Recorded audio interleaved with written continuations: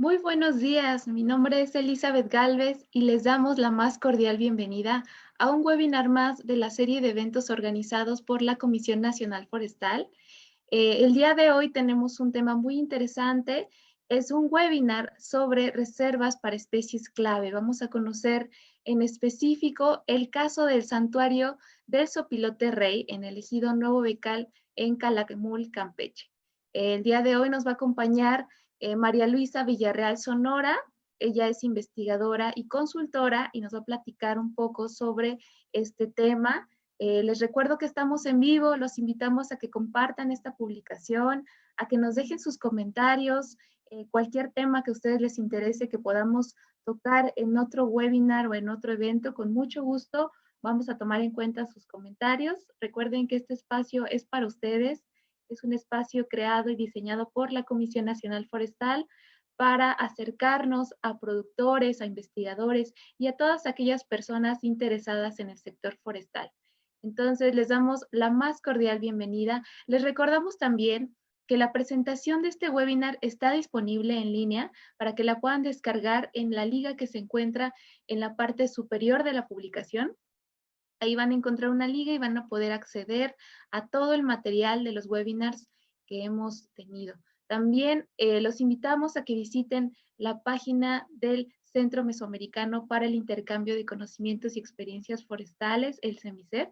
Ahí van a poder encontrar todos los materiales de todos los webinars, los videos, las presentaciones, también videos de la expo virtual que acaba de pasar.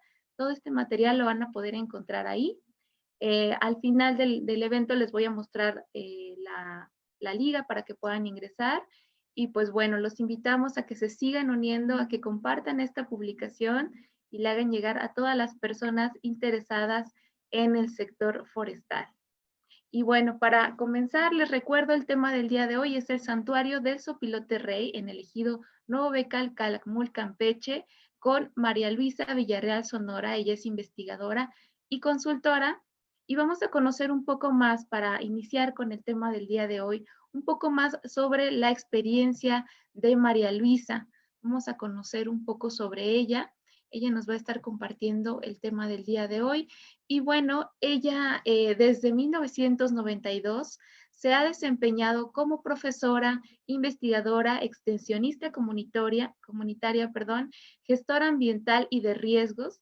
También ha sido asesora en temas de manejo de recursos naturales, gestión integral del territorio, planeación participativa, manejo de recursos naturales, también manejo y conservación de cuencas, ordenamiento del territorio, impacto y riesgo ambiental, patrimonio natural y sustentabilidad, así como innovación. María Luisa es escritora e investigadora independiente dedicada al estudio, rescate y puesta en valor del patrimonio biocultural, la desmitificación de temas medioambientales y a la gestión de la información. Sus experiencias en todo tipo de campos le han abierto el panorama sobre la importancia de la correcta gestión de la información, del conocimiento y el pensamiento crítico. Actualmente, María Luisa Villarreal es miembro internacional de la Cámara Ambiental Sur en el FCC, coordinadora de investigación y gestión de la información para el Consejo Comunitario de la Cuenca de la Laguna de Bacalar y además es colaboradora y asesora en una docena de investigaciones y despachos de consultoría a nivel regional. Entonces vamos a escuchar a María Luisa, ella nos va a presentar el día de hoy el tema. Muy buenos días, María Luisa. Muy buenos días, Eli. Muchísimas gracias por la invitación. Muchísimas gracias a la CONAFOR por esta oportunidad de presentar un poquito la experiencia del ejido Nuevo Becal con respecto al santuario del Sopilote Rey. En esta ocasión, mucho de lo que vamos a platicar van a encontrar la presentación y también un pequeño resumen que hice de la experiencia por si quieren ampliar un poquito más la información. Pero sin más preámbulos, si quieres empezamos. La siguiente, por favor. Gracias. Mire, un poquito el marco de referencia para los que no ubiquen muy bien dónde está el ejido Nuevo Becal. Bueno, antes que nada quiero comentarles que Mi parte del trabajo con el Ejido Nuevo Becal derivó de la participación en la integración de la gestión de información para lograr la declaratoria de servicios ecosistémicos de FCC digamos, hace unos años, y a partir de ahí requirió la recopilación de toda esta información. Agradezco muchísimo a la comunidad y al equipo técnico la oportunidad de poder exponer este caso y continúo ahora. Bien, el Ejido Nuevo Becal, para los que, la anterior, por favor. El Ejido Nuevo Becal, les comentaba, ahí es un ejido de tamaño mediano.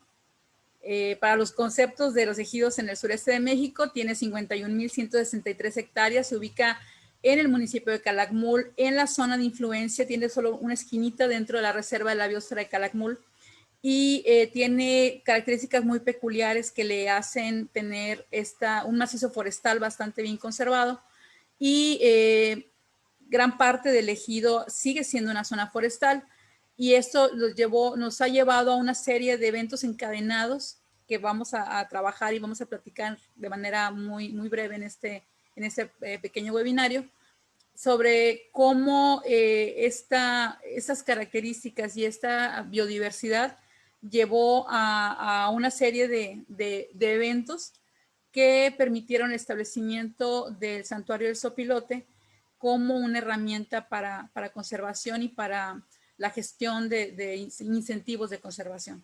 La siguiente, ahora sí. Bien, el Ejido Nuevo Becal tiene la gran mayoría de su ecosistema, como les decía, son ecosistemas naturales, selva baja superenifolia, selva mediana superenifolia. Si pueden ver, de las 51,000 hectáreas, 47,000, ese es un dato de hace un año, todavía están en bastante buen estado de conservación. Es muy poco el área que se tiene impactada. Es un ejido que se ha desarrollado más hacia el manejo forestal de su territorio forestal. Siguiente, por favor. Bien, ahorita llego a la reserva del santuario. Antes, parte de los esquemas de manejo que se habían estado dando desde que se estableció, digamos, fue en 1969 cuando se hizo la declaratoria de establecimiento, el decreto del ejido. Este ejido tiene una historia muy interesante porque, como muchos de los ejidos que se establecieron durante esta década, entre los 40 y antes de los 70, se dio una migración hacia esta zona que no estaba habitada, y muchos de los asentamientos que se establecieron ahí terminaron consolidándose como ejidos. Para el caso de Nuevo Becal, el ejido se estableció como un campamento, como un área donde la gente trabajaba para actividades madereras en aquella época, y como un campamento chiclero. Esas actividades fueron permeando de manera generacional y llegamos hasta el 2000, bueno, hasta 1994, cuando se dio la verificación y el establecimiento del ejido, y fue una decisión, ya había un modelo, era la época del plan piloto forestal, y lo que se logró en aquella época fue que la mitad del ejido estuviera determinada, fuera reservada como un área forestal permanente, que fue este modelo que se estableció durante el plan piloto forestal. Entonces, en el 2007 se establece, sucede algo. Se logra por fin que la gente, el equipo técnico del Consejo Regional Agrosilvopecuario y de Servicios de Xpujil que existía en esa época, y algunos asesores técnicos le generaran este plan de manejo forestal maderable a Nuevo Becal. Pero ese mismo año pega el huracán Dean. El huracán Dean fue un evento bastante fuerte para esta región porque pasó por la mayor parte de los ejidos forestales y causó daños, lo cual nos mandó hubo un retroceso, no se permitían los aprovechamientos, etcétera. Entonces, en ese momento, Nuevo Becal, como muchos de los ejidos que estábamos en esa zona trabajando, ya en esa época estábamos trabajando en varios ejidos, nos dimos cuenta que no teníamos un plan B.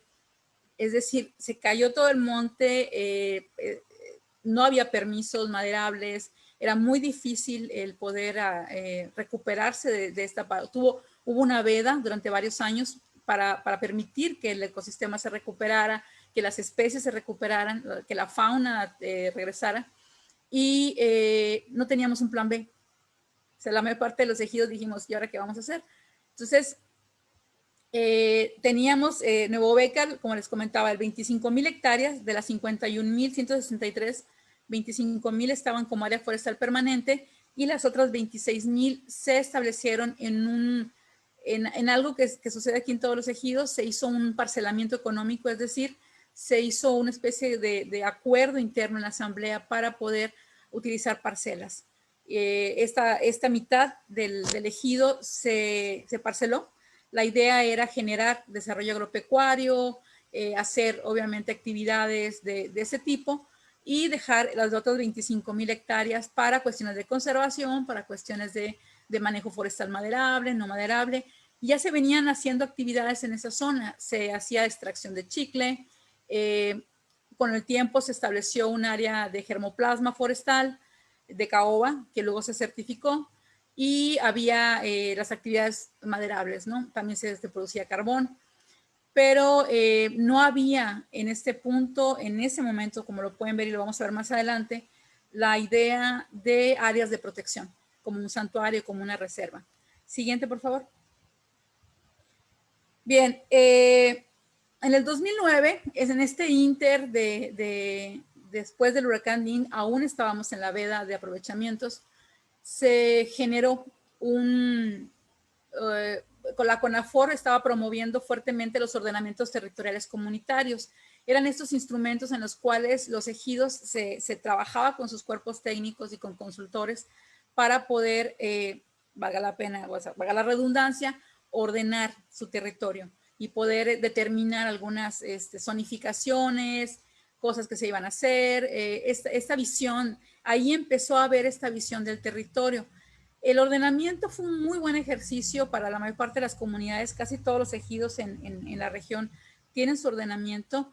Fue un ejercicio donde la gente tuvo que sentarse a planificar, a ver qué iban a hacer con sus recursos, a trabajar a largo plazo. A mí me tocó ser consultora para ordenamientos y les puedo decir que uno de los principales retos fue el largo plazo, es decir, trabajar con la gente. La CONAFOR nos pedía que pudiéramos hacer una planeación mínima 5 años y el concepto en las comunidades en el sureste de largo plazo es algo que tiene que trabajarse mucho. Aún en este ejercicio, como podrán ver en la imagen de la presentación, no había todavía, o sea, en el caso de Nuevo Bécar se trabajó con los consultores y se siguió tomando la misma zonificación prácticamente, es decir, el área forestal permanente que se dividió digamos, en otros subsectores y el área que se había destinado a aprovechamiento agropecuario, y etcétera, ¿no? Había 5 subzonificaciones que se habían implementado en el área forestal permanente. Es decir, y se había ya integrado algunas cuestiones como el campamento. Había una UMA que funcionaba desde 1994. Las UMAs son las unidades de manejo para la conservación de la vida silvestre y esta UMA era de tipo cinegético. Se aprovechaban ciertas especies. Volvemos a lo mismo, no había el concepto o la visión de la protección de ciertas especies. Como pueden ver, realmente no cambió mucho, pero ya se empezaba a tomar conciencia de la importancia de la planeación y la ordenación del territorio para un mejor uso de los recursos. Como era un requisito de CONAFOR, las comunidades tenían que hacer la planeación para ver las cuestiones de reforestación, las necesidades de planeación, y fue un muy buen ejercicio. Desafortunadamente, en el caso de los ordenamientos territoriales comunitarios, no estaban encasados con aspectos de gobernanza. Es decir, les pongo un ejemplo, cuando empezaron a hacerse otros instrumentos posteriormente, como fueron los ordenamientos ecológicos territoriales, los programas de ordenamiento ecológico territorial, que son un instrumento de planeación a nivel regional impulsado por la Semarnat. Nosotros preguntábamos por qué no se consideraba estos pequeños ordenamientos de todos los ejidos, y lo que nos respondieron fue que realmente no era un instrumento que tuviera una validez legal de planeación. Siguiente. Bien, ahora sí ya pasamos al Sopilote Rey. Fíjense que esta especie, Sarcorampus papa, es el sopilote rey, King Vulture, que le llaman en inglés. Es una especie muy sensible a la perturbación.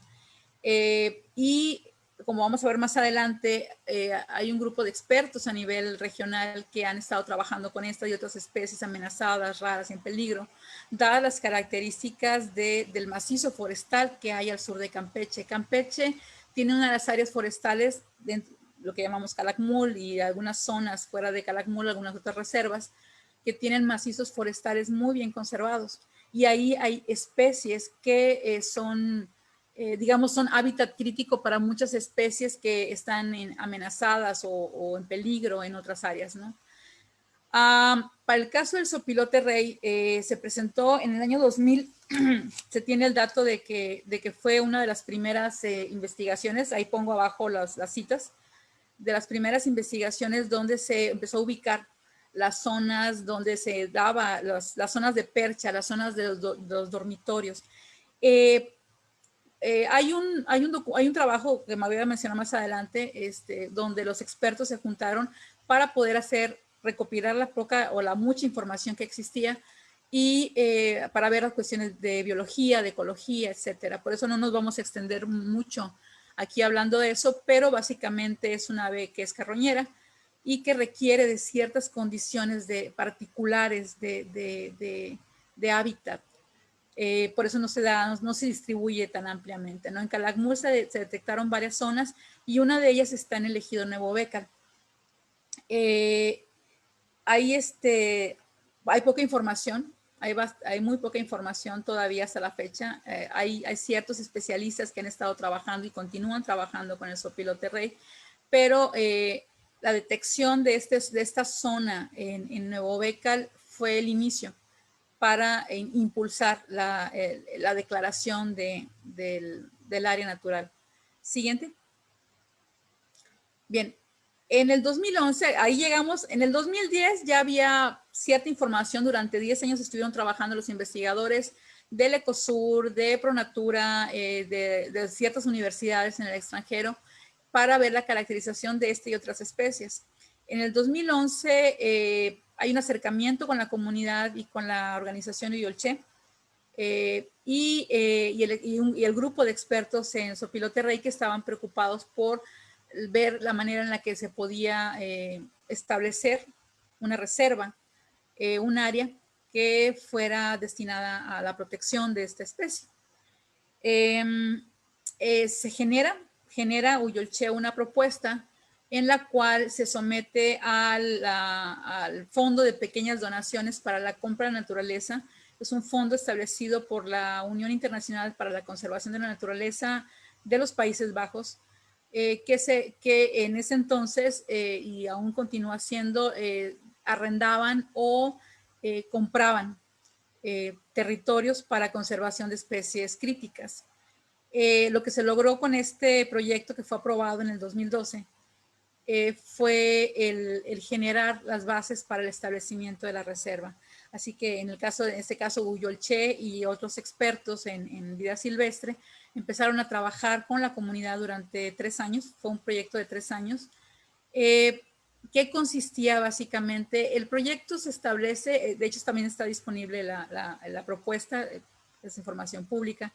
Establecía 3 años de trabajo en los cuales se iba a zonificar el área, se iba a entrenar a personal del ejido y se iba a tratar de delimitar alguna información para ampliar esta escasez de información sobre sopilote rey. No iba más allá, es decir, sensibilizar un poco a la comunidad, trabajar con la gente, establecer, pero sobre todo era un fondo entre 60 y 80 mil euros. No dice exactamente porque, bueno, tiene un formato de gestión, pero la mayor parte de los fondos eran para el arrendamiento. Fueron un fondo, una especie de pago de mercado voluntario de aquella época, una especie de pago de incentivo para crear, para detonar, sensibilizar a la comunidad sobre las ventajas de la conservación de hábitat críticos en este caso para el zopilote rey. Se estuvo trabajando, si pueden ver en la imagen, el polígono amarillo que cae dentro del área forestal permanente es, digamos, la zona que se determinó. Ya era una zona que estaba bien reconocida, que estaba identificada por la comunidad conocía la zona, pero no habían hilado esta necesidad de conservación de una especie crítica como era el zopilote rey. Esta zona, que es una zona el río, la aguada que le llaman, es una zona donde hay un corriental de agua más o menos permanente, hay árboles grandes de percha y cumplía con las condiciones que los expertos decían que se requería para la permanencia de la especie. Bien, siguiente. El siguiente. Gracias. Bien, durante este periodo del 2012 al 2014 se hicieron varias acciones derivadas de este grupo que tuvo la iniciativa que era Ecosur, Pronatura, también se incorporó, en este caso, se incorporó gobierno del estado de Campeche a través de la Secretaría de Medio Ambiente, Biodiversidad y Cambio Climático del estado de Campeche, CEMAVIC. Se hizo un taller con los expertos. Debido a esa escasez de información, se hizo un taller en Solaguna y ahí ellos generaron este programa de acción para la conservación de la especie del zopilote rey. También está disponible en internet y era muy interesante porque se trabajó sobre la recuperación de la información que se tenía, biología, ecología, y se establecieron algunos objetivos específicos, que fue la generación de conocimientos, la compilación de información y determinación de principales amenazas para la especie.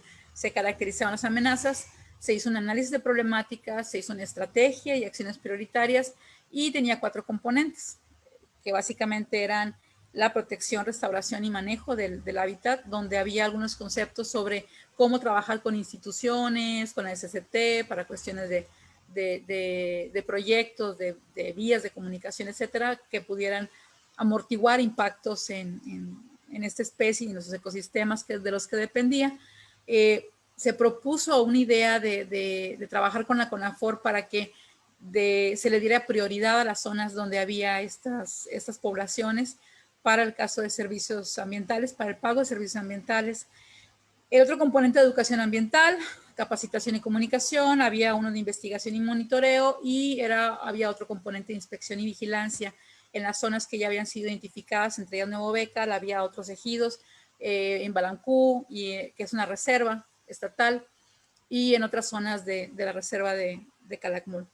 Era un programa enfocado más hacia la protección y la investigación de la especie, cuestiones de educación ambiental y lo demás, que se hizo tratando de sensibilizar a la población sobre la importancia de la especie, de esta ave, y la necesidad de hacer algunas cuestiones de inspección y vigilancia.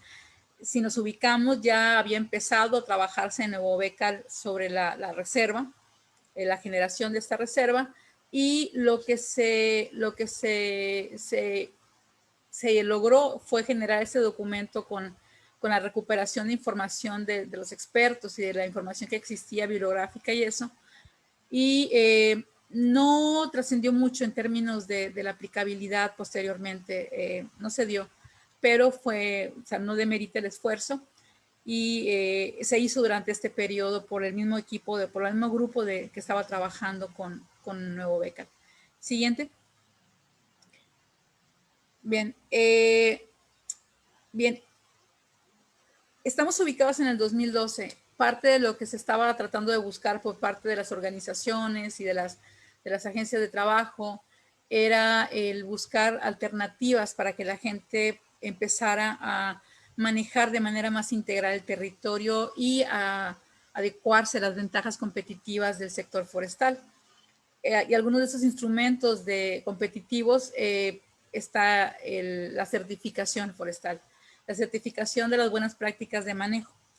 En el 2012 se hizo en Nuevo Becal un ejercicio de auditoría por parte de Rainforest Alliance, que también estaba participando con este grupo, y fue como una especie, funcionó, no trascendió porque había muchos espacios y cosas que cubrir, pero le permitió a la comunidad, a los técnicos y a los demás que estaban involucrados en el interés de que de esa revalorización del territorio, incluyendo estas áreas de clave para especies, el detectar cuáles eran los no cumplimientos, lo que el FCC y los estándares de FCC habían determinado.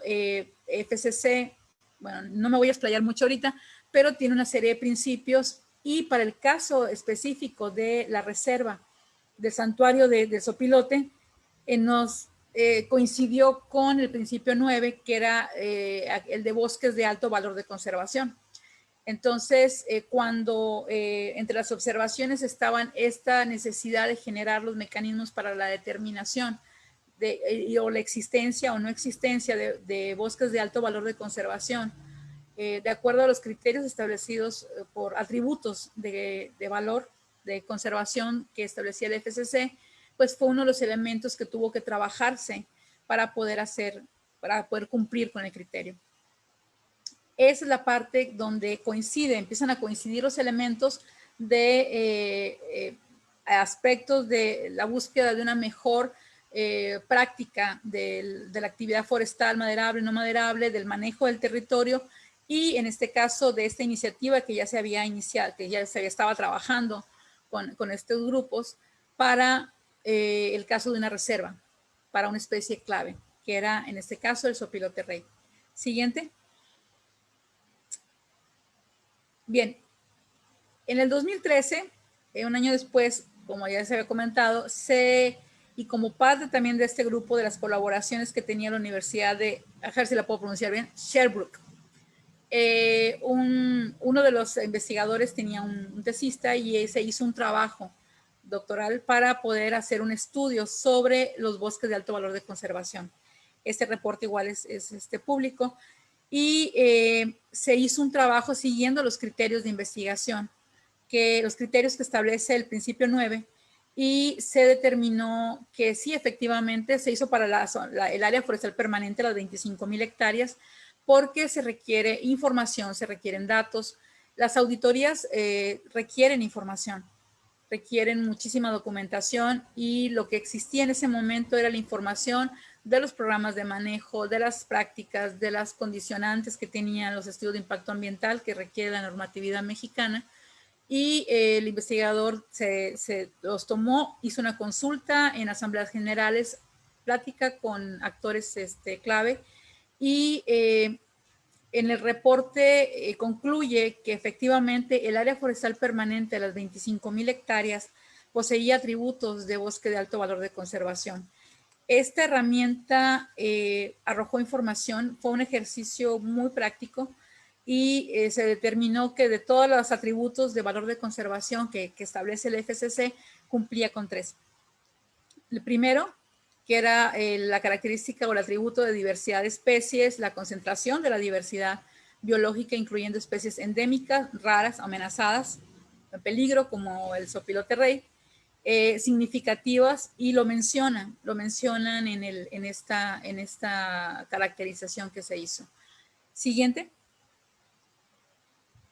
El siguiente valor de conservación que se determinó del estudio fue el 2, que es el de ecosistemas a nivel de paisaje y mosaicos, ecosistemas a nivel de paisaje y mosaico, que son significativos en el ámbito mundial, regional o nacional, y que contienen poblaciones viables de la gran mayoría de las especies que aparecen de forma natural en patrones naturales de distribución y abundancia.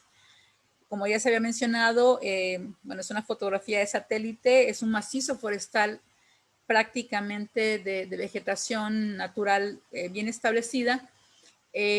Hago la observación de que todas estas 26,000 hectáreas que se dejaron para actividades de otro tipo realmente no permeó, dadas las características de los ecosistemas, el suelo, la pedregosidad, la orografía de Nuevo Becal. Fue muy poco lo que realmente se trabajó y lo vamos a ver más adelante. Entonces, cumplía con el criterio de este macizo, y especialmente este criterio fue muy importante se retomó, fue muy importante, fue clave para lo que vino después en cuestiones de certificación. Siguiente.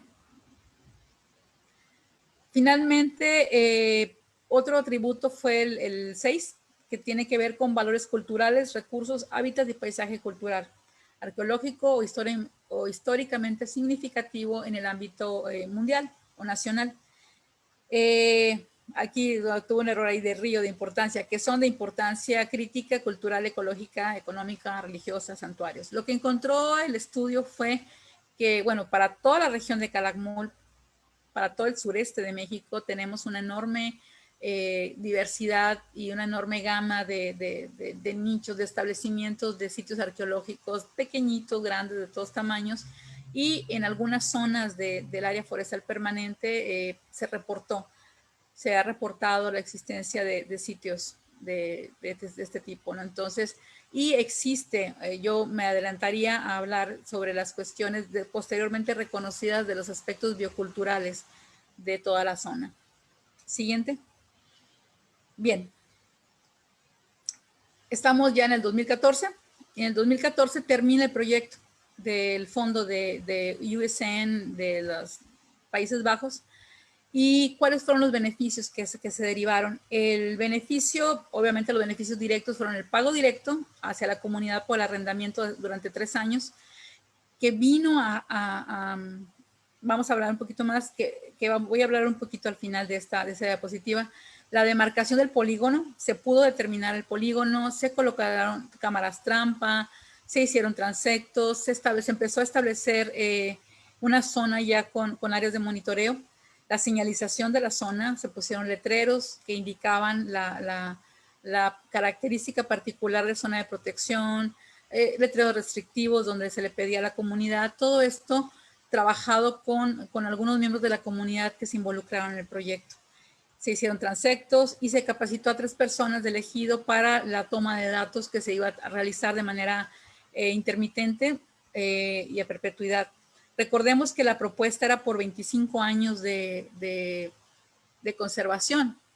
El fondo solo estableció un incentivo por 3 años con la visión de que se iban a encontrar otras alternativas para que la gente continuara recibiendo algún tipo de beneficio por la conservación de ese santuario de Sopilote, una especie de pago de servicios ambientales o de bono, ¿no? ¿Qué fue lo que trató de hacerse con el establecimiento de los programas, la búsqueda de algunas alternativas? Y dentro del programa de acciones, el grupo de expertos y las organizaciones trataron de convocar a la Comisión Nacional Forestal, por ejemplo, que en este caso coincidía con los aspectos de financiamiento de servicios ambientales. Pero hubo un beneficio que luego también es un reto adicional que, digamos, intangible, que no fue expuesto en el reporte final, pero que fue la base del impacto más grande que tuvo esta iniciativa sobre la visión de la comunidad del manejo integral del territorio. Y es que hubo un cambio en la percepción de la comunidad con respecto a los beneficios que podían obtenerse de la protección y conservación de los ecosistemas y de estas especies de bandera. Es decir, nunca habían recibido un pago por el reconocimiento para las áreas y para la garantía de tener áreas de conservación. Y durante 3 años recibieron fondos. Hay algunos cuestionamientos que se hacen en los reportes también sobre el destino de los fondos, ¿no? Realmente fue un pago que se hizo a la comunidad y que se repartió.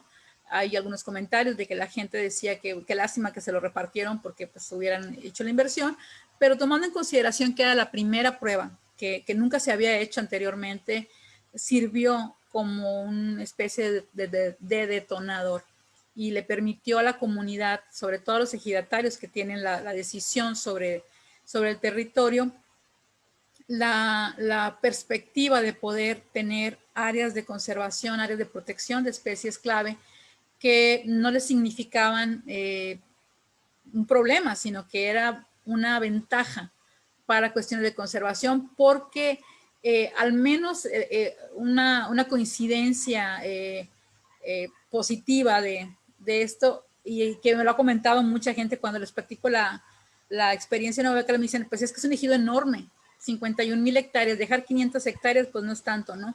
Pues a veces sí es, sobre todo cuando tienes áreas que dices, es que esta área es intocable porque hay una especie ahí, el trabajar con la comunidad, el poder sensibilizarlos, a veces es complicado, no tanto por la superficie, sino por lo que implica la responsabilidad de aceptar el compromiso de tener un santuario, un área que no vas a tocar.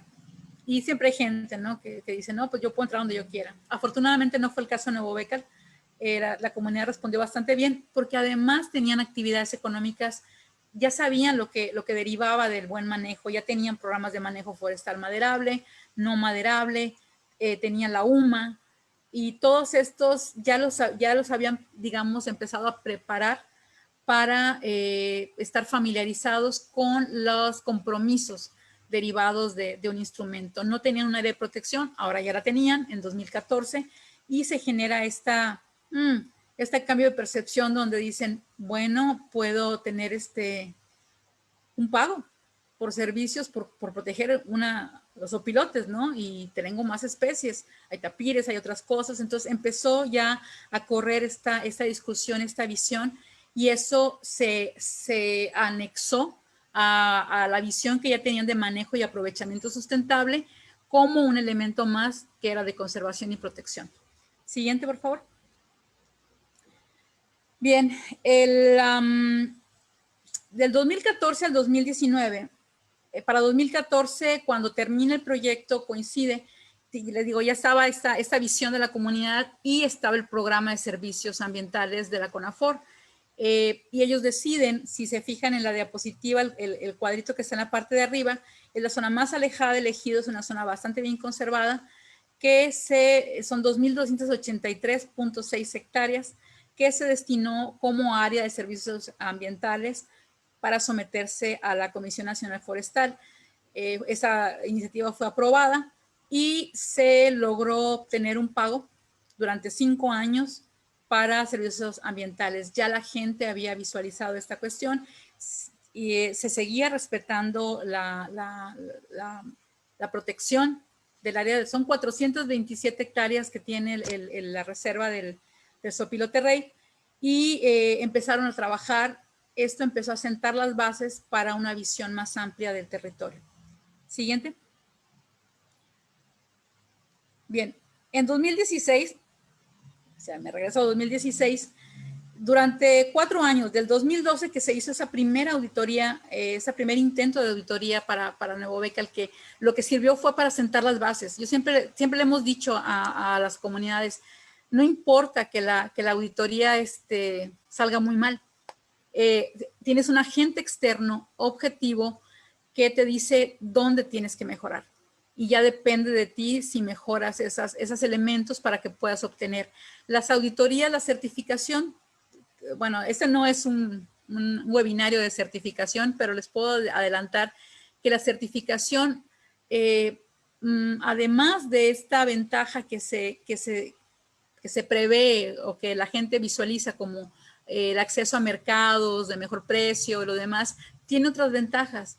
Y una de las ventajas que hemos visto muchísimo con las comunidades es que la certificación, cuando viene de un individuo, viene de una organización o de un grupo externo, objetivo, que tiene bien marcados sus lineamientos, permite meter a las actividades en ese sistema de ordenación, de autorregulación, de generación de instrumentos que a veces no vemos porque estamos muy ocupados en el trabajo diario, y no nos damos cuenta de que la certificación nos puede servir para mejorar la eficiencia y sobre todo para percatarnos de estos retos, de estas áreas que son retos.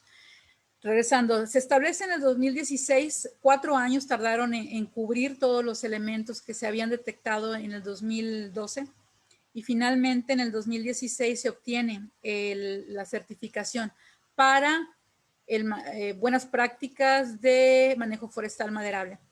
Posteriormente se fueron certificando con FSC y con otras instancias porque se empezó a ver la ventaja de la certificación.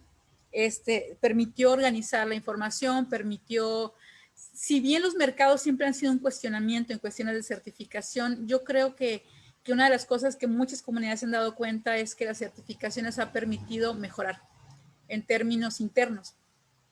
Tenemos que seguir trabajando los mercados porque obviamente el incentivo es una forma de generar incentivos de buen manejo y en este caso de conservación de especies clave y de ecosistemas.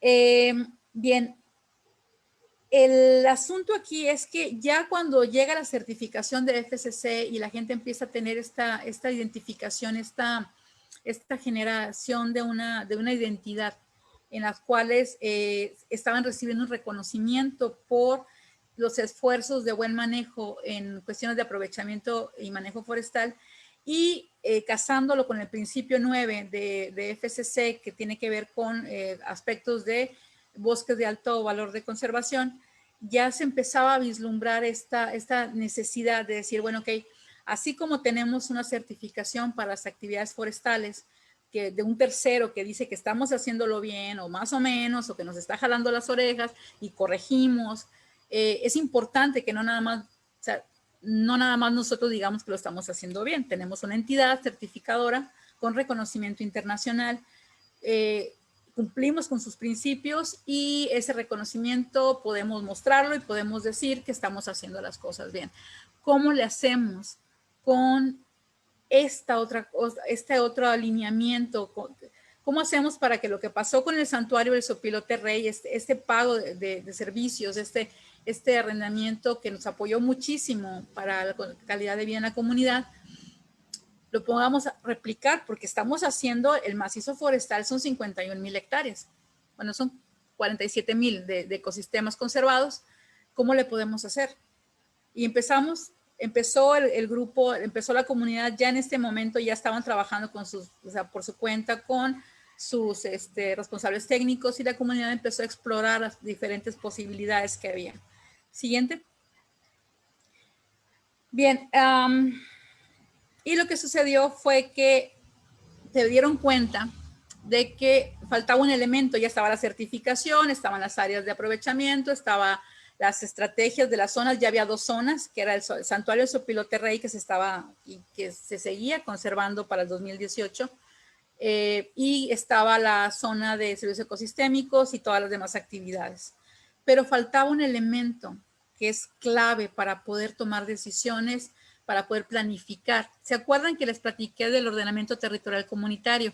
Fue un ejercicio de planeación y de ordenación de los ecosistemas, pero tenía sus limitantes. Se requiere de la gobernanza, es decir, de esta capacidad y esta atribución que se le da al propietario, en este caso a la comunidad, para planificar su territorio y que éste sea legalmente reconocido. ¿Por qué? Porque es parte de los compromisos de conservación, era parte de de las estrategias para la perpetuidad o para los 25 años de la Reserva del Sopilote Rey. Necesitaban encontrar alternativas que les permitieran garantizar su planificación, su decisión, su gobernanza y como base para poder hacer el fortalecimiento, su propio fortalecimiento, ya con una visión, ya tenían la visión del territorio forestal, es decir, no como actividades aisladas, sino como parte de un conjunto de actividades de diferentes tipos que se desarrollaban en un mismo paisaje forestal. Y esta solución vino en el 2018, bueno, en el 2017 lo exploraron y en el 2018 se percataron que hay un instrumento en la ley en México que es las áreas destinadas voluntariamente a la conservación. Es un tipo de área natural protegida, reconocida por ley, que permite a la comunidad, que como cualquier reserva, es una reserva federal, como la Reserva de la Biosfera, como los parques nacionales y lo demás, pero esta tiene la particularidad de que le otorga al propietario, al poseedor, al posesionario, que en este caso es la comunidad, la Asamblea General, al ejido, la administración, la atribución para la zonificación y determinación de sus áreas. Se crea una especie de plan de manejo, como cualquier reserva, se llama estrategia de manejo, y le otorga a la comunidad, el director es un miembro de la comunidad, que es elegido por la comunidad. Hay todos los instrumentos que hay en las reservas federales. Hay comités de prevención de incendios, guardaparques y lo demás.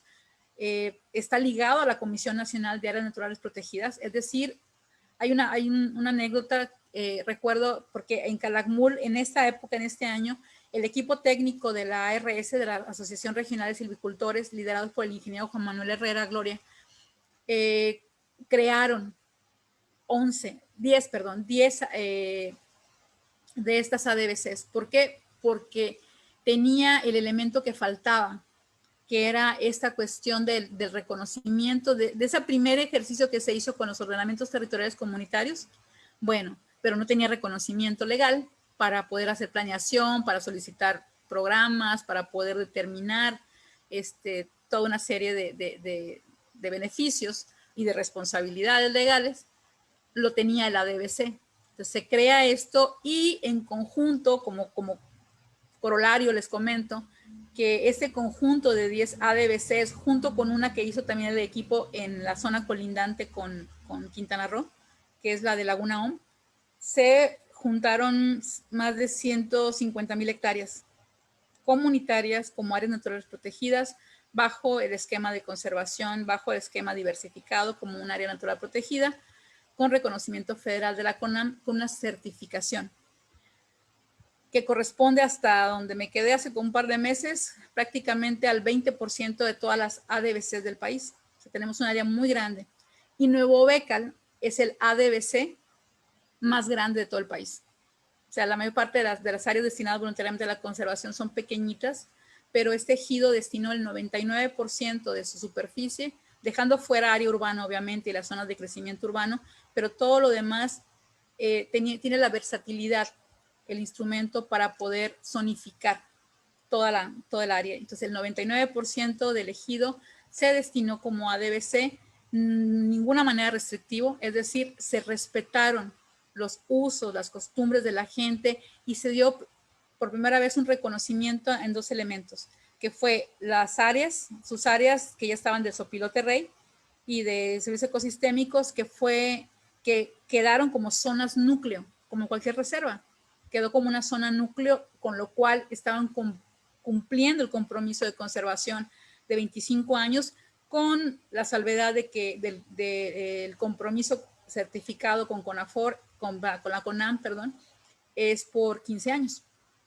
Entonces, entre las dos áreas, entre lo que era servicios ecosistémicos y la reserva y el santuario de Sopilote, Nuevo Bécal destinó un área núcleo para conservación y protección de especies y de servicios por 3,492,6 hectáreas, es decir, un área bastante grande, y se hizo una zonificación y una diversificación de actividades siguiendo los lineamientos y los instrumentos que ya existían, que ya estaban en marcha, los planes de manejo, los estudios de impacto ambiental, todo lo que tenían lo conjuntaron de manera muy armónica y se generó el primer plano de manejo integral del territorio, donde estaba la reserva.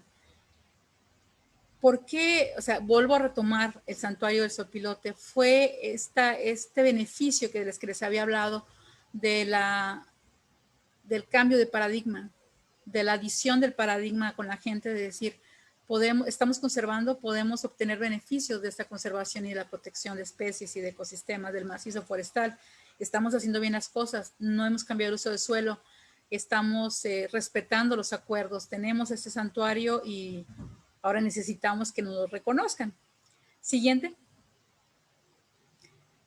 Bien. Ojo, en este mapa del territorio se hicieron coincidir dentro, o sea, el santuario del Sopilote, que eran 427, que son 427 hectáreas, pero además tenemos 2 unidades de manejo para la conservación de vida silvestre, que son de tipo cinegético. Una es de un grupo de la comunidad, otra es el área forestal de 25,000 hectáreas, con la salvedad de que no se puede utilizar el santuario para actividades de este tipo, ¿no? Hay un plan de manejo y se hacen todos los estudios cada año. Hay el área de servicios ambientales, que les decía, en la parte de arriba del noreste, del ejido, que son 3,000 hectáreas, y es la zona núcleo 2 de la DBC, de esta área destinada. Es decir, la gente le perdió el miedo a tener un área natural protegida, porque ya tenían un santuario que trajo beneficios y luego trajeron un área de servicios ecosistémicos, de servicios ambientales, que también les trajo beneficios. Entonces, muchas comunidades siguen teniendo este temor, ¿no? De decir, es que un área natural protegida nos van a hacer restrictivo, porque ha sucedido. Pero en el caso de las ADBCs, la atribución de la planeación y la determinación del territorio es de la comunidad. Así que pudieron meter todo lo que ya hacían, apicultura, el manejo integrado de acahuales, que es un modelo, el modelo Calakmul, que ojalá algún día me den la oportunidad de explicárselos, porque es una forma maravillosa de manejo de vegetación secundaria que permite la conservación de los macizos forestales en Calakmul. Tenemos ahí una propuesta de integración de 1,000 hectáreas. El centro de acopio y transformación de carbón vegetal también se produce. Siguiente. Hay un área certificada de 25,000 hectáreas del área forestal permanente para manejo forestal maderable. La DBC, obviamente, con el certificado, que son 50,000 hectáreas. No van sumando, es decir, es la misma superficie, es el mismo territorio con la certificación. Si se fijan, son áreas, todas las áreas tienen o programas de manejo reconocidos por la autoridad o más allá certificaciones. Tenemos el área certificada, bueno, aquí ya me adelanté un poco, por declaración de impacto sobre el servicio ecosistémico del Forest Stewardship Council, que está también en el territorio y se lo voy a platicar un poquito más adelante. El área de aprovechamiento forestal no maderable de Chico Zapote, que también se certificó en esta última auditoría de FCC. El área de semilla de Ramón y hojas de Ramón, que también cuenta con las autorizaciones. Y en esa zona, en la parte de abajo, siguiente por favor, ahí está el planito, me lo voy a mostrar. Y en esta zona, si la pueden ver abajo, la parte verde, que era la zona de parcelas, ya se determinó que es un área forestal. La zona en azul son las áreas de vegetación secundaria y las áreas destinadas a usos agropecuarios, que durante 30, 40 años la comunidad fue todo lo que desarrolló, pero reconocieron los beneficios potenciales de tener un manejo integral del territorio. Entonces, en estas zonas, esta es la zonificación de la DBC, del área destinada voluntariamente a la conservación, donde además se hizo el siguiente ejercicio. Siguiente, por favor. Esta.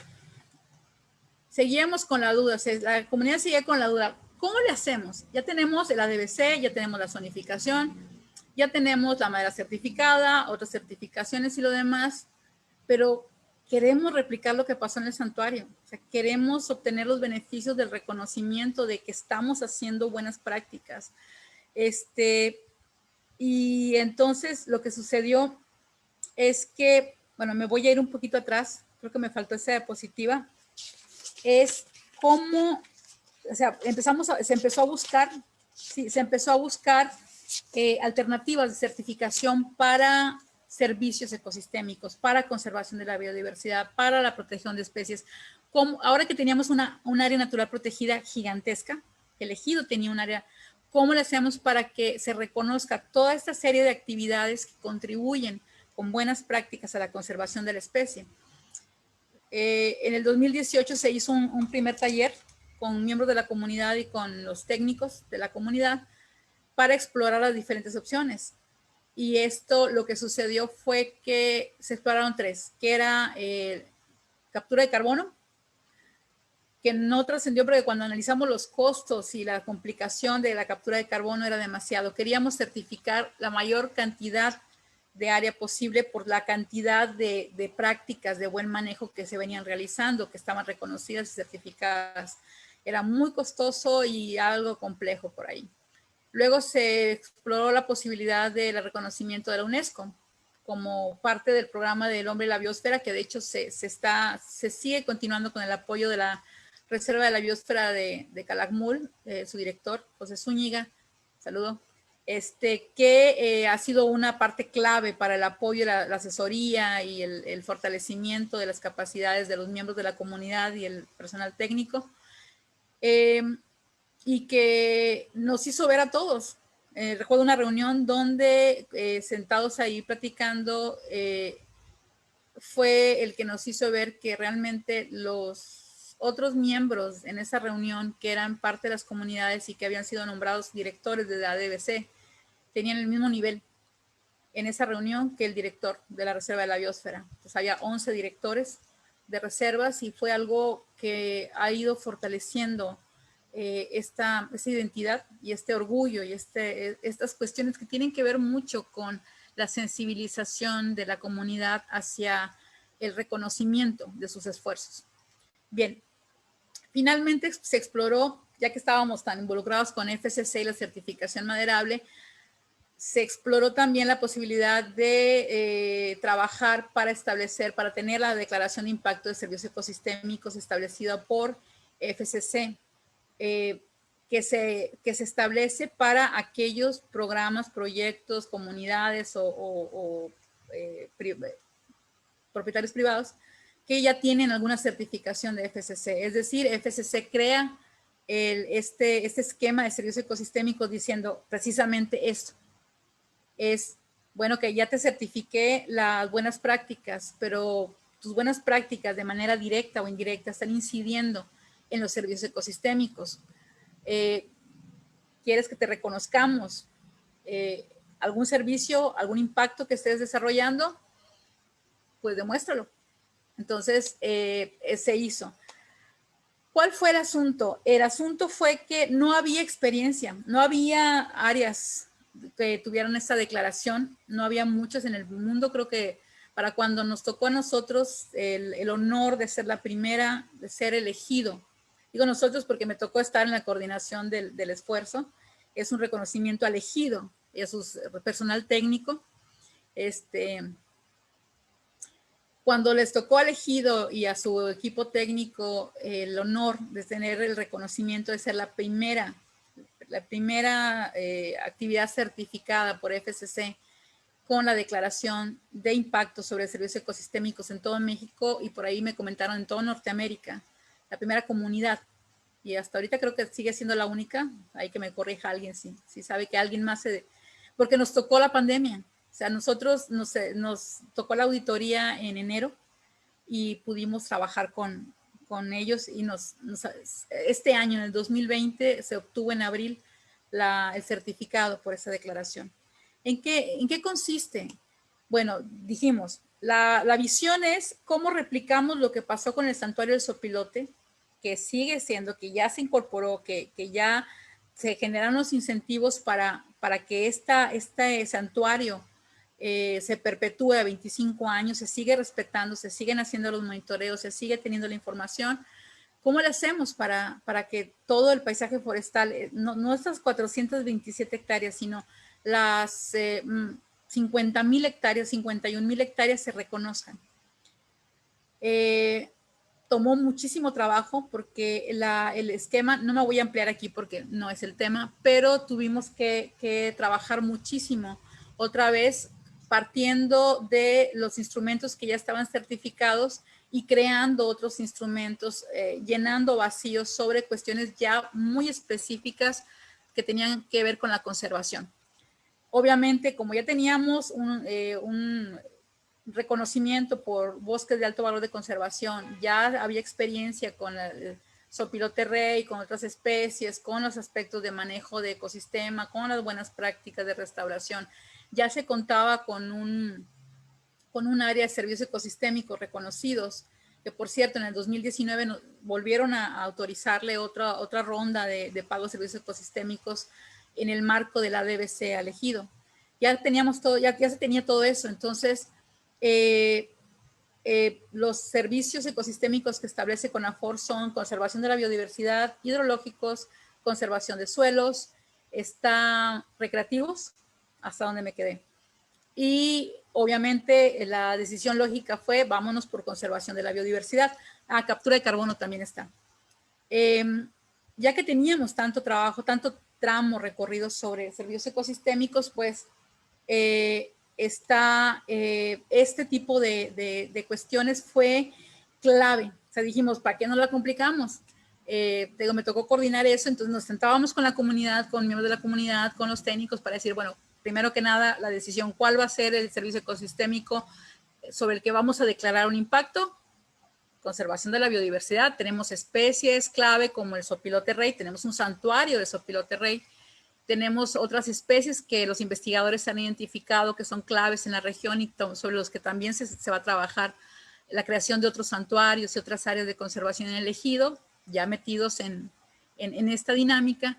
Y resulta que cuando nos pusimos a trabajar e integrar la información, no fue posible recuperar la información. Ya se estaba realizando monitoreos de los opilotes, se seguía trabajando en la zona, los investigadores siguieron trabajando ahí, pero dada la premura del tiempo y algunos aspectos, yo creo que atribuibles a comunicación, no fue posible obtener lo que nos estaba pidiendo el FCC, que era los datos de las poblaciones y todas las investigaciones.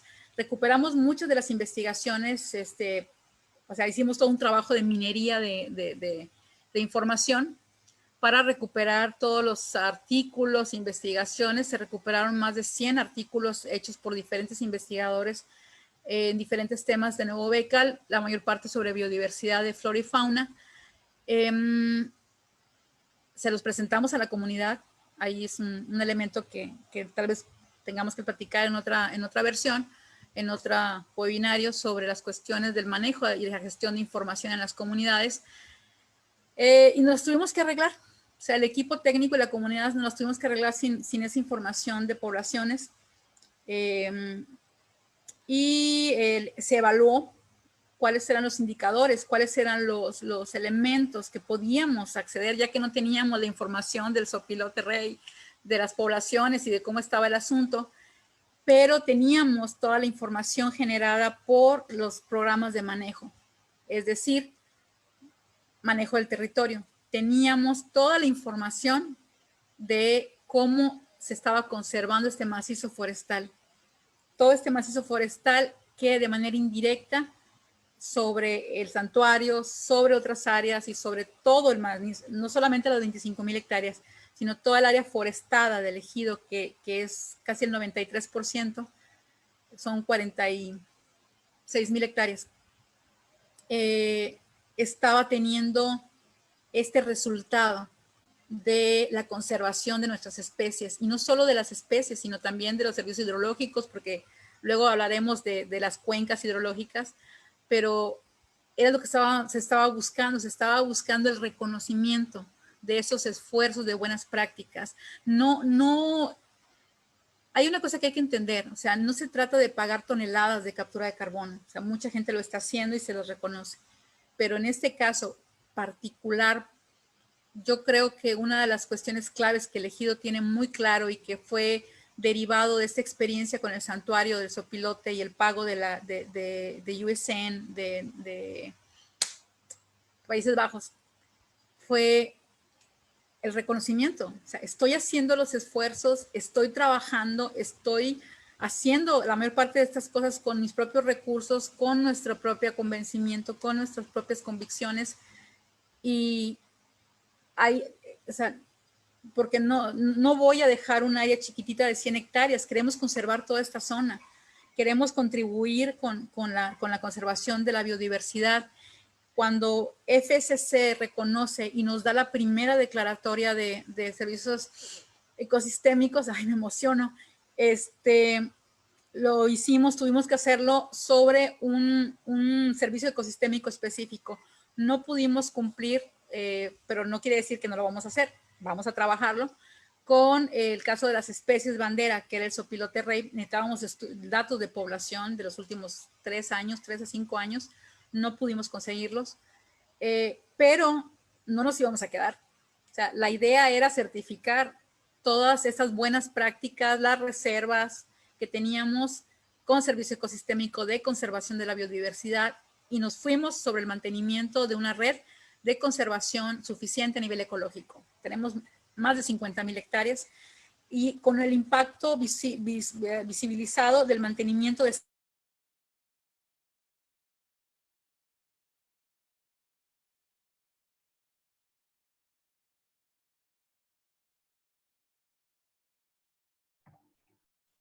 Hola Malu, parece que te quedaste congelada. No sé si es mi red de internet o Entonces, probablemente. Ok. ¿sí se ve? Sí, como que te congelaste. Si pudieras cerrar un momento tu cámara, yo creo que eso va a ayudar. Ok, permíteme. Ahí está. Listo, ¿ya? Perfecto, muy bien, gracias. ¿Me escuchan? Sí, te escucho Ya casi perfecto. terminamos, ya casi terminamos. Bien, la siguiente. Ya estamos a unas cuantas diapositivas. Bien, ¿cuáles fueron? Ya obtuvimos la certificación, la declaración, ¿y qué pasó? Bueno, siempre es vital encontrar una o varias especies con las cuales la comunidad pueda identificarse, crear una identidad que les voy a hablar de un mismo idioma, tener una visión, en este caso impulsar estrategias que les permitan visualizar los beneficios de manera tangible. Es decir, si nos preguntan cuál fue este beneficio intangible, pero brutal, o sea, esta lo que llamarían en armas el detonante, ¿sí? El fulminante, esta cuestión, este ejemplo que le sirvió a la comunidad para decir, eh, podemos obtener un beneficio del reconocimiento de nuestras acciones. Podemos tener un beneficio del reconocimiento de los esfuerzos de conservación. Y aquí hay una cosa que quiero aclarar.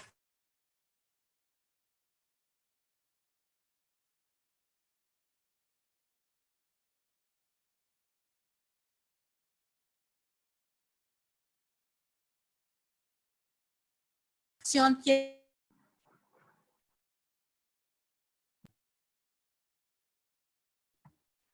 Hola Malu, te cortas, creo que te cortas un poco. Sí, Ya estás está. otra vez, ya me están cortando. Bueno, No, para nada. rápidamente, no, es la energía del universo, me emociono. Entonces, la cosa aquí es que tenemos que generar incentivos de conservación basados en acciones, basados en el reconocimiento de las buenas prácticas de la conservación, del manejo integral del paisaje, del territorio forestal, a partir de buenos ejemplos que permitan a la comunidad integrarse, sensibilizarse y establecer metas. Siguiente. Siguiente. Ay, ahí va.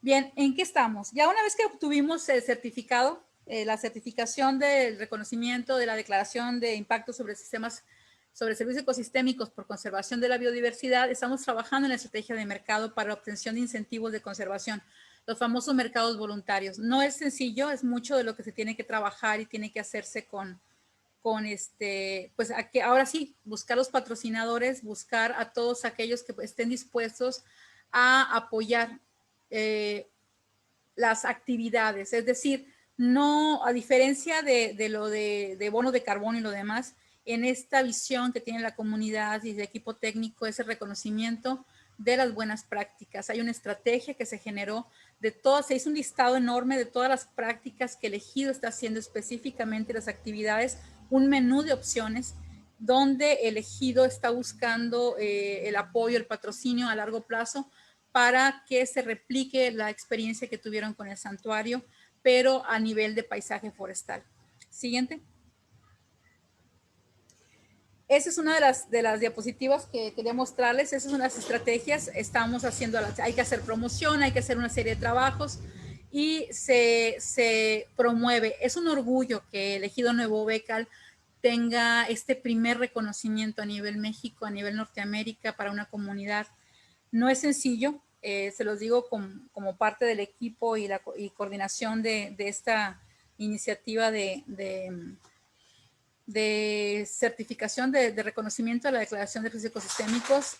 Parecía sencillo, pero hay muchísimo, o sea, como es una visión territorial, tiene que tener la información, tienes que tener los actores, tienes que tener a la gente y sobre todo tienes que tener el compromiso de la comunidad por seguir haciendo las buenas prácticas que van de alguna manera garantizadas con el reconocimiento del FCC y con estas auditorías anuales que van evaluando las actividades de manejo, el aprovechamiento y ahora el reconocimiento internacional de que esas actividades, esas buenas prácticas se están teniendo sobre la biodiversidad de la comunidad y de las especies, en este caso del sopilote rey y otras muchas especies clave que se encuentran en este territorio de más de 50,000 hectáreas. La superficie certificada con declaración de ecosistemas fueron de 46,000 hectáreas, un poco menos.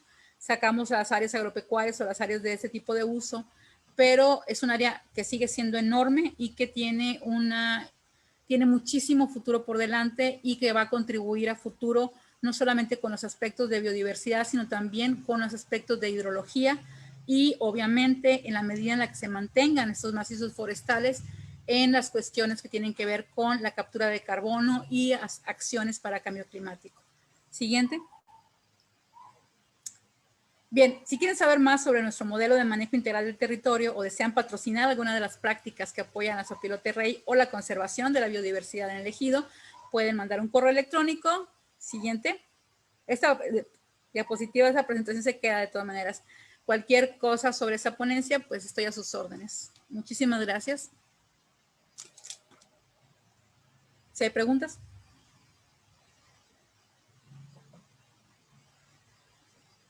Perdón, muchas gracias, Malu, muchas gracias por tu ponencia, por tu participación. Sí tenemos aquí algunas dudas, algunos comentarios.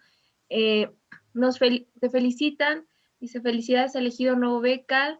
Gracias por compartir los resultados. Excelente ejemplo de visión integral del territorio y operativización y uso de los instrumentos de planeación elaborados con el ejido. Gracias. También dice, creo que de esta especie tenemos muy poca información, me parece un muy buen tema. También nos preguntan un poco si nos podrías hablar, si tuvieras allí algún dato o alguna experiencia que nos pudieras compartir sobre la certificación grupal de Nuevo Becal, si hubo ahí algún punto clave para lograr esta certificación grupal. Certificación grupal de... Dice, certificación grupal de Nuevo Becal con FCC.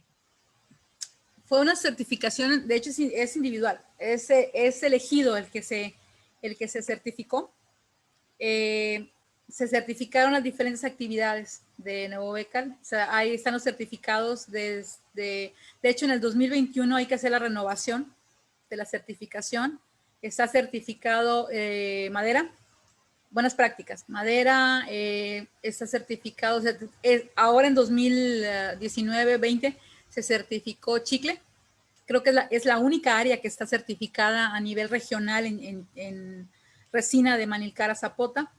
Se certificó obviamente servicios ecosistémicos y algunas cadenas de custodia. Entonces, eso se está trabajando también en incorporar otras actividades.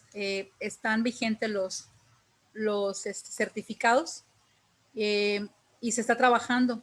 Este año, de hecho, tenemos la auditoría, tiene la auditoría elegido, ahora en febrero o marzo debe estar la auditoría para el próximo ciclo. De acuerdo.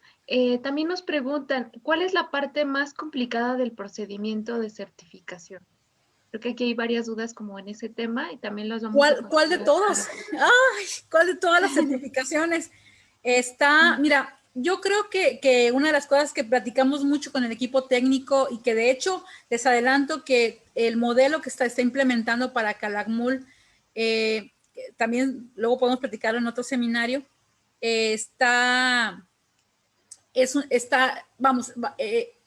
Nuevo Becal sirvió de modelo, está sirviendo de modelo, o sea, va en la punta es la punta de la cabeza, es quien va trabajando y es quien va abriendo la brecha, y eso nos está sirviendo como modelo para empezar a jalar a otros ejidos. Les decía, Nuevo Becal fue el primero que se certificó como ADBC, es la más grande del país, esta área natural protegida que le permitió la gobernanza, pero tenemos otras 9 y se están creando más. Ojo, luego no voy a hablar mucho de eso, pero no se trata de crear más ADBC, se trata de consolidarlas.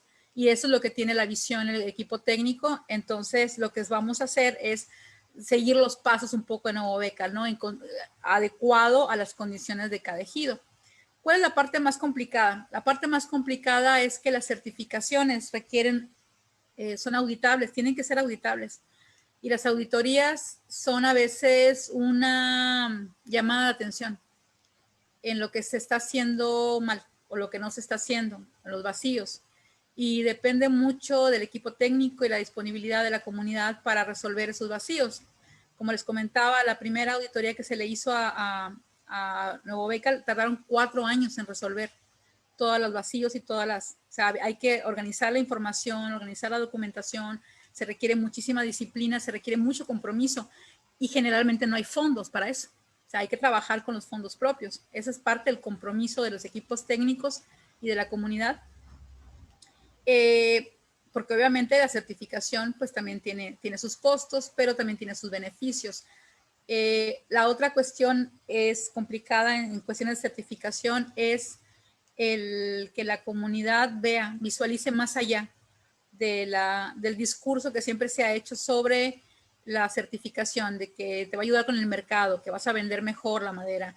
La experiencia nos ha indicado que es muy complicado. O sea, no solamente tener el certificado te ayuda. En el caso de Nuevo Becal aún tenemos mucho que fortalecer en aspectos de industria, de madera, de desarrollo, de mayores capacidades para la transformación y obviamente para el mejoramiento del precio, pero tiene otros valores adicionales. Primero, durante el proceso de certificación, es el orden. O sea, tenemos ese problema de ser muy desordenados en el manejo de los recursos forestales y naturales en general. La certificación nos permite, ahora sí que un checklist de todo lo que tenemos que corregir, de cómo lo tenemos que hacer si queremos obtener el certificado, y obviamente eso nos genera la necesidad de generar sistemas para poder garantizar el cumplimiento de cada año.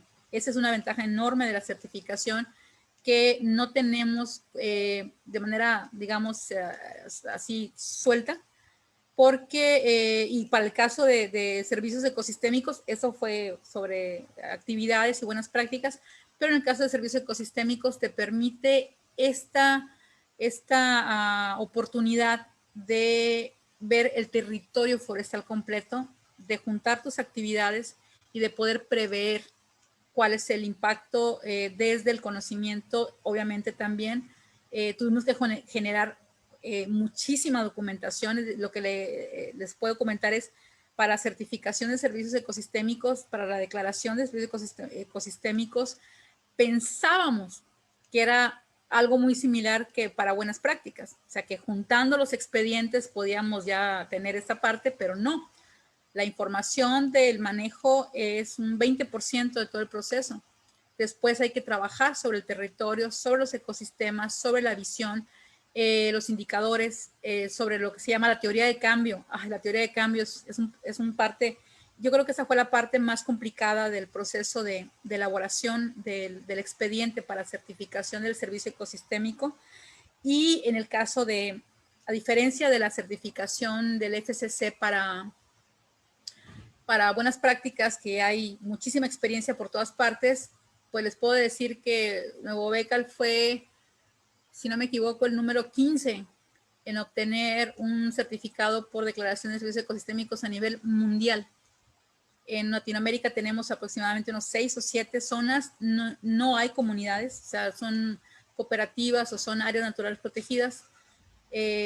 Es por eso la relevancia de haber obtenido ese certificado, ese reconocimiento por parte de una organización internacional bien establecida como es el FCC para una comunidad que está realmente teniendo un impacto sobre el ecosistema. Entonces, es sentarse, organizarse y tener toda la información o generar toda la información, los actores, las consultas y tener todo listo para poder cumplir con las auditorías. Excelente, muchas gracias, Maru. Nos pregunta también si nos podrías hablar un poco más sobre la ecología del sopilote rey, algunos aspectos reproductivos, migración, o dónde podríamos conocer más sobre este tema. Mira, hay un documento que comentaba yo, de hecho si quieres se lo puedo pasar, es público, Es un documento que elaboraron este grupo de expertos que empezaron a trabajar con Sopilote Rey en el 2012. El documento se llama Programa de Acción para la Conservación del Sopilote Rey, el famoso PASE. Se generó entre Pronatura, Ecosur y la Secretaría de Medio Ambiente de Campeche en el 2012. Y ahí ellos recuperaron, o sea, se hicieron una reunión y recuperaron toda la información posible que había existente en ese momento, ¿no? Para el caso de Sopilote Rey. Ahí pueden encontrar información. Es un documento cortito de 34 páginas que está, pero ahí viene algunos aspectos de la ecología, de la biología, algunos antecedentes del caso de Campeche, a cuestiones de morfología, etcétera. Y sobre todo también trae algunas cuestiones que tienen que ver con los retos y con las amenazas que tiene la especie. Este documento está en internet, lo pueden encontrar como Programa de Acción para la Conservación de la Especie Sopilote Rey en el estado de Campeche. Perfecto, entonces les vamos a compartir por aquí por redes sociales el documento que nos comenta Malu. También les platico que CONAFOR elaboró una hoja verde sobre esta especie, entonces también la van a estar publicando para que puedan estar allá al pendiente. También nos preguntan, Malu, si hubo algún financiamiento para poder realizar el proyecto de certificaciones y si también si tienes algún dato sobre la utilidad económica o el cálculo de utilidad per cápita que incentive a buscar la estrategia de sostén económico con esto de la certificación. Bueno, las certificaciones se dieron en diferentes momentos. O sea, como les comentaba, el proceso, la certificación incluye un costo, el costo de la auditoría. Pero antes de la auditoría tiene que hacerse muchísimo trabajo técnico y de campo y de organización comunitaria. La mayor parte de las veces esos costos se absorben por parte de la comunidad y los equipos técnicos. Yo te puedo hablar de la experiencia de la certificación, de la obtención de la declaración de servicios ecosistémicos para Nuevo Bécal, porque coordiné los esfuerzos de gestión de información para toda esa experiencia. Y básicamente se hizo con recursos propios de la comunidad, pero sobre todo de los propios técnicos. El grupo técnico que estaba muy interesado en buscar esas alternativas pusieron su tiempo, sus recursos para poder integrar, y fue un trabajar, porque te puedo comentar que fueron 7 meses de trabajo para integración de toda la información, para la realización de los talleres, etcétera, etcétera, ¿no? De los análisis por ejemplo, todas las certificaciones de las actividades de certificación de buenas prácticas piden la viabilidad económica. O sea, existen dentro de los principios de FSC y de los requerimientos de las actividades aspectos de tipo de rentabilidad. Obviamente, para que una actividad pueda ser sustentable, tiene que ser rentable. Y eso es parte de las ventajas de trabajar con organizaciones que tienen dentro de sus esquemas de la auditoría, te auditan también esa parte. O sea, tus costos, tus elementos económicos, para garantizar que no nada más estás teniendo un impacto social, que también se audite esa parte. O sea, las auditorías de servicios, perdón, de buenas prácticas para actividades del sector forestal, al menos con FSC, no solamente son en cuestiones ambientales, tienen que ver con las cuestiones de procesos, cuestiones de regulación, obviamente los aspectos económicos, financieros y de rentabilidad, con los aspectos de impacto social. Y en este caso, para el caso de Sopilote Rey, perdón, para el caso de servicios ecosistémicos de conservación de la biodiversidad, también se trabaja con los aspectos obviamente ya viene alineado con todos esos datos de los costos, de las buenas prácticas que se realizan con las otras actividades certificadas. Entonces, sí hay una idea. En Nuevo Bécal te puedo adelantar que todas las estrategias de buenas prácticas que contribuyen a la conservación de la biodiversidad implican una inversión en horas hombre, en estrategias, en actividades que superan los 6 millones de pesos al año. Estamos hablando de más de 50,000 hectáreas, que sale barato. O sea, básicamente, si solamente atribuimos los costos que absorben en tiempo, en horas, en trabajo, en aquellas actividades que se pagan por los remanentes de madera, que se donan del tiempo de los técnicos, de los expertos, de los investigadores y de todo el mundo, se requiere una inversión bastante fuerte. En el caso de, te digo, parte del análisis de las auditorías, que también son, creo que, documentos, si no públicos, por lo menos se pueden solicitar, digamos, a los involucrados. Existe esta obligación de someter a la auditoría a aspectos que tienen que ver con la rentabilidad, los análisis de este tipo de información.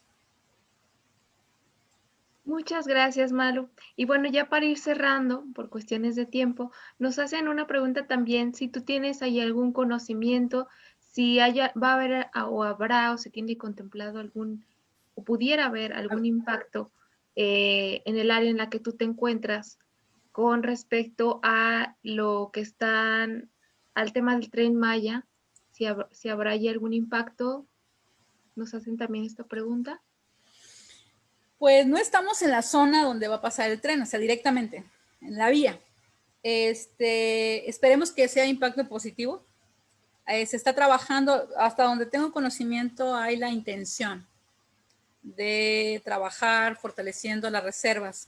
Esperemos que seamos de las reservas comunitarias.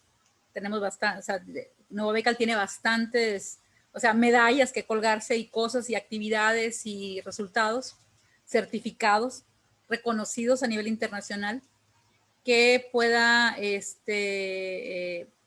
ser apoyado. Pero obviamente esta discusión sobre los impactos que va a haber sobre los ecosistemas y la biodiversidad va más allá de una zona específica, ¿no? O sea, estamos hablando de toda la península de Yucatán. Directamente no, o sea, no tenemos una afectación por el desarrollo del proyecto. Estamos muy al norte de donde va a pasar la vía del tren y lo demás, donde está planteada la zona de desarrollo. No solamente la vía del tren, sino la zona de detonación. Ya saben que este fenómeno del esqueleto de pescado, cuando abres una vía de comunicación, se empiezan a abrir hacia los lados áreas de desarrollo, de asentamientos humanos, etcétera, ¿no? Atraídos.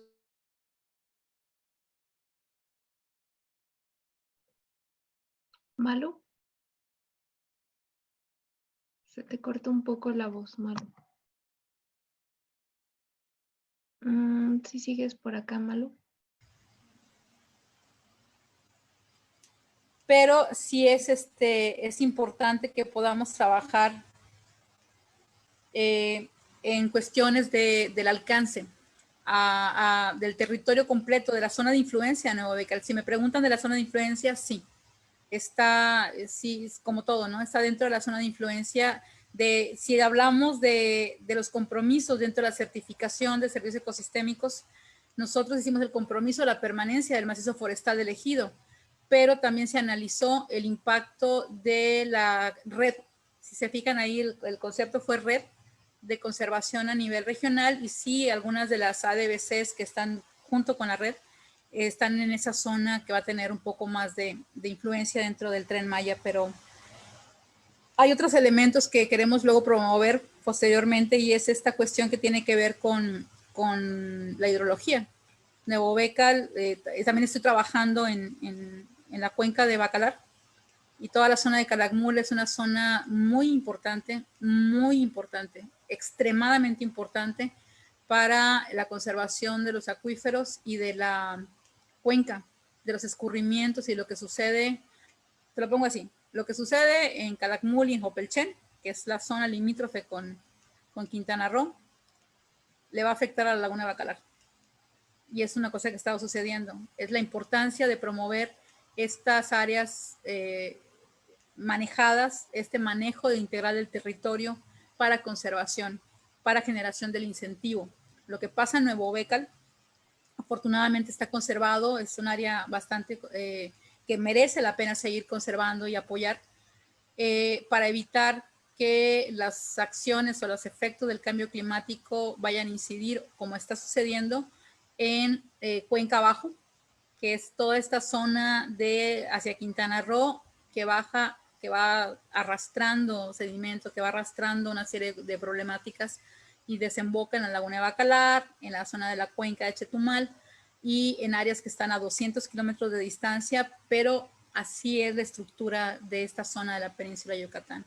Entonces, es la relevancia de poder tener y consolidar áreas como el caso de Nuevo Bécal, donde existe ya un compromiso de la comunidad, existe un compromiso con un área destinada voluntariamente a la conservación, que es prácticamente todo el ejido, donde existe el reconocimiento a sus buenas prácticas de manejo por parte de una instancia internacional y donde se obtuvo el reconocimiento internacional por ser la primera comunidad en todo México, en Norteamérica, que pudo certificar el impacto de sus buenas prácticas sobre un servicio ecosistémico, que es en este caso la conservación de la biodiversidad. No más falta que nos reconozcan a nivel local. Ya a nivel internacional, ya Nuevo Bécal tiene reconocimiento. La idea es que es parte de lo que estamos trabajando, es obtener, digamos, las ventajas que eso debería significar para que Nuevo Bécal pueda seguir estando motivado y consolidar esta búsqueda que empezó con ese primer incentivo que obtuvieron de un arrendamiento por parte de USN, donde obtuvieron beneficios económicos alternativos a sus actividades económicas como reconocimiento a su esfuerzo para dejar y proteger estas áreas donde hay especies clave. Excelente, Malu. Pues muchas gracias. Realmente me parece que esas son todas las preguntas que tenemos. Te agradecemos mucho que nos hayas acompañado el día de hoy con este tema tan interesante y tan importante. Genera bastantes preguntas, bastantes dudas y creo que también podemos empezar a fortalecer con otros temas que nos comentabas, como el tema de manglares, que esperamos que en próximas semanas nos puedas acompañar o alguien del ejido nos pueda acompañar para platicarnos un poco más sobre este tema. Muchas gracias, María Elisa Villarreal Sonora. A ustedes. Gracias, pues les agradecemos a todos que nos hayan acompañado el día de hoy. Les recordamos que la presentación está disponible en esta publicación. También les recomendamos que visiten la página de la CONAFOR, www.gov.mx/CONAFOR, y el canal de YouTube, donde también van a poder encontrar todos los materiales de los webinars que han visto. También, como les comentaba al inicio, les invitamos a que conozcan el Centro Mesoamericano para el Intercambio de Conocimientos y Experiencias Forestales. Es una iniciativa de la Comisión Nacional Forestal con el apoyo del Programa de las Naciones Unidas para el Desarrollo y también con AMEXID. Es una iniciativa en la cual van a poder encontrar muchos materiales educativos, cursos, también algunos webinars y otros materiales. Los invitamos a que lo conozcan y que también visiten nuestra página en Facebook. Y bueno, los esperamos la próxima semana con otro tema más, con otro webinar, y esperamos que tengan una excelente tarde.